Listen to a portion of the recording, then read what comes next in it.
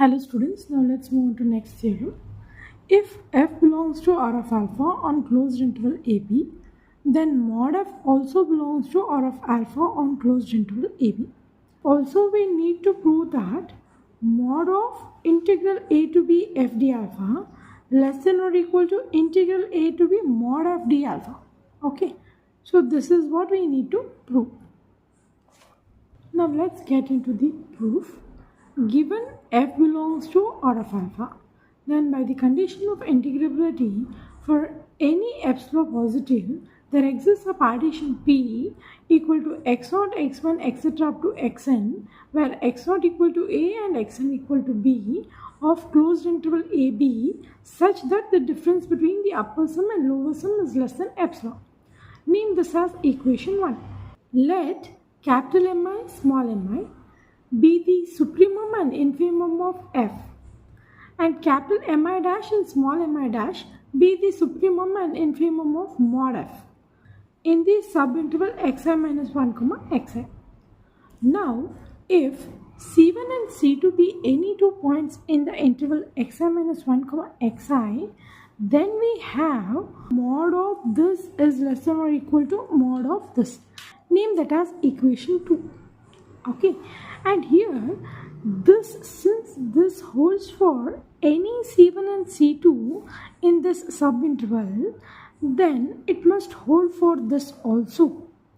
Mi dash minus small mi dash less than or equal to capital Mi minus small mi, because at some particular point we have mod of f of C1 equal to Mi dash, and at some particular point C2 we have mod f of C2 equal to small mi dash. So these two are the supremum and infimum of mod f. Okay, and similarly with this. Okay, so now I have mi dash minus small mi dash less than or equal to capital Mi minus small mi, and if I multiply delta alpha I on both sides and summing up from I equal to 1 to n, we get this. That is summation I equal to 1 to n capital Mi dash minus small mi dash into delta alpha I less than or equal to summation I equal to 1 to n capital Mi minus small mi into delta alpha I. And this is nothing but the definition of upper sum and lower sum. Okay, u of p comma mod f comma alpha, because this is the supremum of mod f. So u of p comma mod f comma alpha minus L of p comma mod f comma alpha, because this is the infimum of mod f. Okay, and similarly with this can be written as u of p comma f comma alpha minus L of p comma f comma alpha. And here we know that this is less than epsilon from equation 1. Since this is less than epsilon, we have this also less than epsilon, that is by equation 1. And therefore, by the condition of integrability, mod f belongs to R of alpha on closed interval AB. Okay, so this is all about the first part of the theorem. Now we'll move on to the second part. We know that f of x is less than or equal to mod f of x. So this is obvious thing. If f of x is positive, then this mod f of x will be equal to f of x. Suppose if this is negative, then this will be greater than this. So f of x is less than or equal to mod f of x, and obviously this will be greater than or equal to minus of mod f of x. And this is for all x belong to closed interval AB, and name this as equation 3.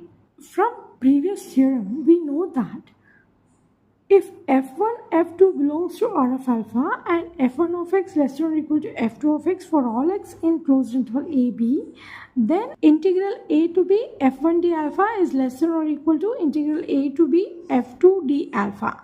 Name this as equation 4. Now, f belongs to R of alpha implies mod f belongs to R of alpha, and mod f belongs to R of alpha implies minus mod f belongs to R of alpha. So now using 4 in 3,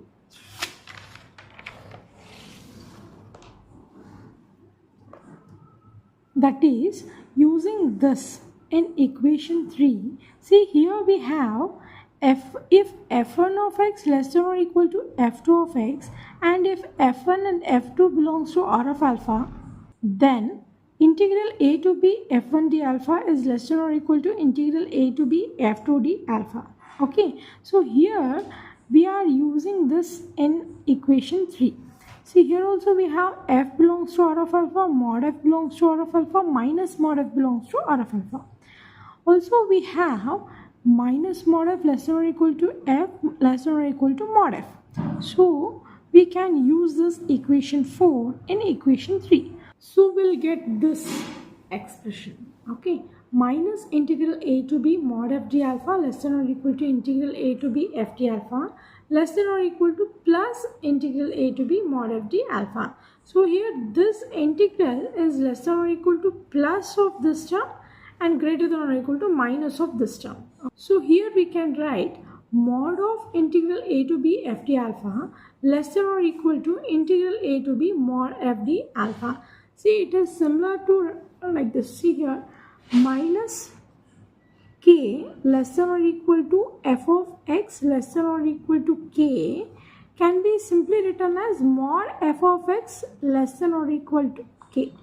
So it is something similar to this. So we have used this concept here, and at last we'll get mod of integral a to b f d alpha less than or equal to integral a to b mod f d alpha.